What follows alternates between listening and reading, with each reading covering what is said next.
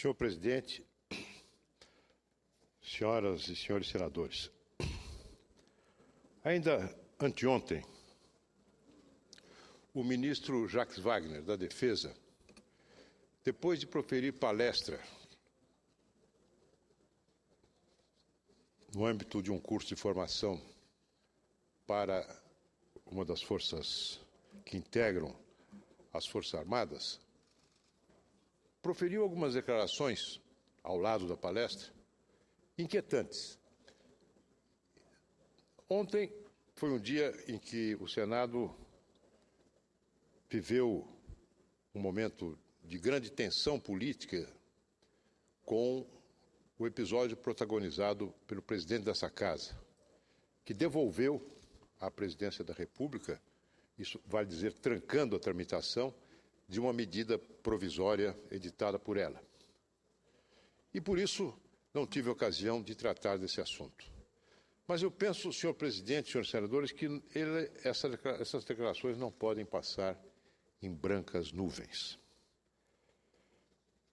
Essas declarações, já me refiro a elas, algumas delas, citando-as ipsis literis, me reforçam na ideia de que o atual governo lembra um quebra-cabeças em que muitas peças não se encaixam no espaço que lhes é destinado. Veja, o advogado-geral da União, ministro Adams, se comporta muito mais como ministro do governo ou ministro do PT do que como advogado-geral da União. E há casos eloquentíssimos que comprovam o que acabo de dizer. Lembram-se os senhores que, quando o Tribunal de Contas da União cogitava em decretar a indisponibilidade de bens de dirigentes da Petrobras, quem foi ao TCU para pleitear a exclusão da presidente da empresa, Graça Foster, do âmbito dessa medida? O advogado-geral da União. Evidentemente, os seus colegas, advogados públicos, todos protestaram, indignados contra esse desvio de função. Mas isso se repete. Ainda há pouco tempo, o advogado-geral da União, Adams, negociou com o Tribunal de Contas da União um ato normativo que cria uma zona de sombra entre aquilo que é da competência do tribunal, que é, na verdade, zelar pela lisura dos negócios públicos, especialmente no que diz respeito ao orçamento, à economicidade, à legalidade, e o âmbito judiciário, o alcance das delações premiadas e o seu impacto sobre a sentença criminal. Por falar na atuação do ministro Adams em assuntos referentes à Operação Lava Jato, eu lembro à casa que até hoje o ministro advogado-geral da União não propôs, como era do seu dever, ações cíveis de ressarcimento da União dos prejuízos que lhe foram causados por aqueles que cometeram os atos criminosos, ainda em apuração, pela Operação Lava Jato. Ainda em apuração, mas todos nós sabemos que o aspecto civil e o aspecto criminal de um determinado procedimento são separados. Eles não se comunicam. Era dever do advogado-geral da União ter ingressado já há muito tempo com as ações cíveis de reparação. Aliás, o Instituto dos Advogados cogita atualmente em entrar ele mesmo, promover ele mesmo essas ações diante da inação do ministro. Outra peça fora do lugar me parece ser o ministro da Justiça, que, ao encontrar-se, diz ele casualmente, com advogados das empreiteiras, ou melhor dizendo, dos dirigentes de empresas encarceradas atualmente em Curitiba, às vésperas de uma anunciada delação premiada, gera também um enorme celeuma, uma enorme suspeição sobre o teor exato das conversas mantidas pelo ministro em seu gabinete. Agora, o ministro Wagner, ministro da Defesa. A criação do Ministério da Defesa foi uma inovação importante, consecutária do final do ciclo de intervenções militares na política do Brasil, iniciativa do governo Fernando Henrique. A criação de um ministro da Defesa que seja o responsável direto perante o presidente da República para assessorá-lo em assuntos militares, inclusive quanto ao emprego das forças militares na defesa da lei, da ordem e dos poderes constitucionais. A chefia imediata das Forças Armadas, a elaboração da Estratégia Nacional de Defesa e sua permanente atualização, atribuições administrativas da maior importância, como, por exemplo, velar pelo orçamento das Forças Armadas, para que os contingenciamentos, as dotações insuficientes não interrompam os seus projetos, os seus planos estratégicos e mesmo a sua capacidade operacional.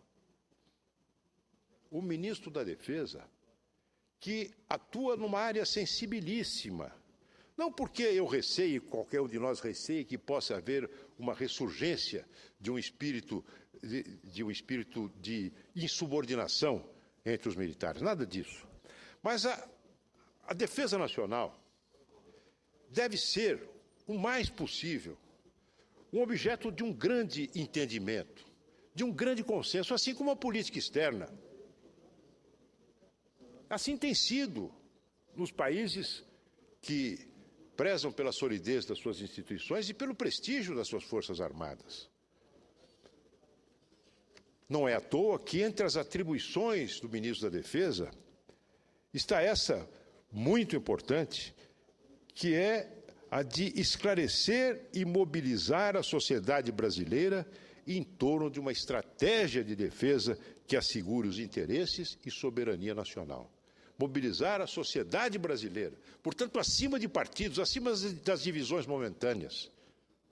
Isso não tira do ministro o seu caráter de ocupante de um cargo político, mas qualifica essa política, dá a ela uma dimensão maior, um horizonte mais amplo.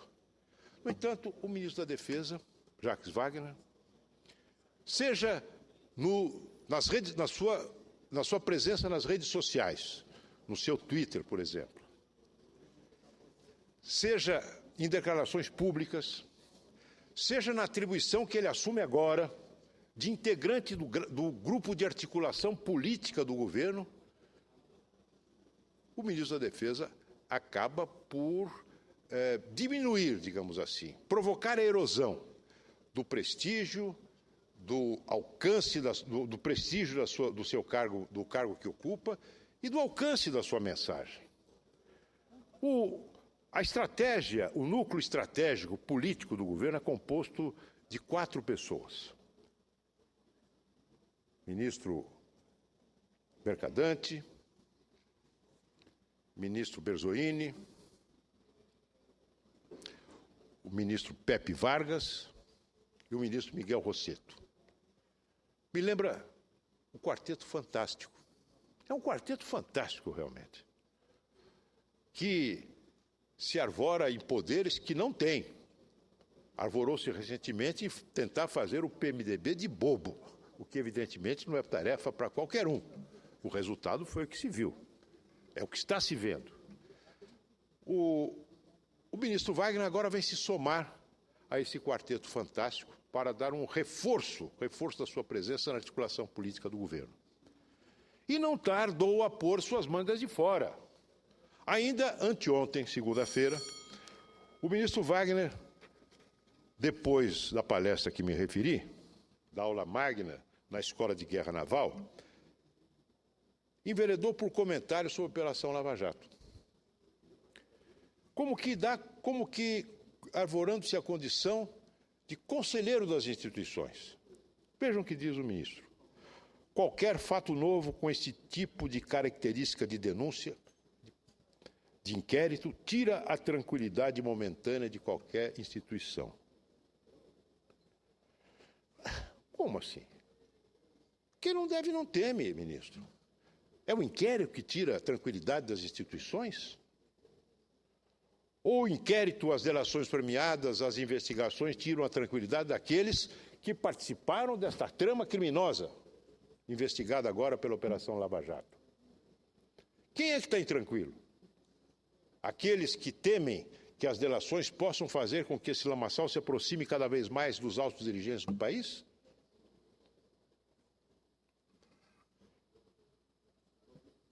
Ele preconiza não a omissão, mas separar o inquérito do funcionamento normal do país. Ora, o inquérito faz parte do funcionamento normal do país.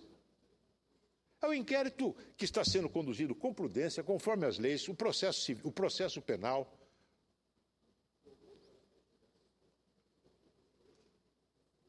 Então, o inquérito tem que ser separado do funcionamento normal do país? O que é o funcionamento normal do país? É um país onde não haja inquérito sobre desvios, sobre corrupção, sobre roubalheira? É isto que diz o ministro da Defesa? Aí diz mais além. Ele, ao dizer que é preciso separar o inquérito do funcionamento normal do país, ele diz o seguinte: porque se as investigações começarem a perturbar esse funcionamento normal do país, daqui a pouco, diz ele, muita gente vai dizer: acaba logo com essa investigação, porque o Brasil precisa voltar à normalidade. Que normalidade deseja o ministro? A normalidade da impunidade? É claro, senhores senadores, que essas declarações colidem frontalmente com o perfil da atuação que deve ter um ministro da Defesa responsável. Responsável. O que tira a tranquilidade do país é a inflação alta, o que tira a tranquilidade do país é a economia estagnada, o que tira a tranquilidade do país é o medo do desemprego que começa a ganhar cada vez mais a consciência das pessoas, o que tira a tranquilidade do país é o aumento brutal da dívida pública brasileira e o seu custo astronômico. É isso que tira a tranquilidade do país. O que tira a tranquilidade do país é o desencontro entre o presidente, a presidente da República e a sua base de sustentação política. É isto, senhores senadores. Portanto, senhor presidente, eu não poderia deixar de vir aqui à tribuna hoje para fazer esse comentário não faço com alegria, porque tenho estima pessoal pelo ministro Jacques Wagner. Foi meu colega na Câmara, mas eu creio que ele está sendo tomado por esse espírito de facção, pelo facciosismo, que lhe é inspirado pela chefe do governo, pela presidente Dilma, que na sua primeiro pronunciamento público depois das eleições, já vem trazendo o confronto, continuando o confronto com a oposição. Ela não sossega, ela precisa do confronto. Quando nós precisamos de um presidente que congregue, presidente que mobilize a todas as forças dessa nação para superarmos a crise. O que tira a tranquilidade da nação é o belicismo do grande patrono e chefe político do PT, o ex-presidente Lula, que ameaça o funcionamento normal, sim, das instituições, com a presença do que ele chama o exército do MST, um exército de mercenários pagos com dinheiro público extorquido dos assentados da reforma agrária. Portanto, senhor presidente, essa palavra de advertência ao governo, ao ministro Wagner, e de alerta para todos nós no Senado Federal. Muito obrigado.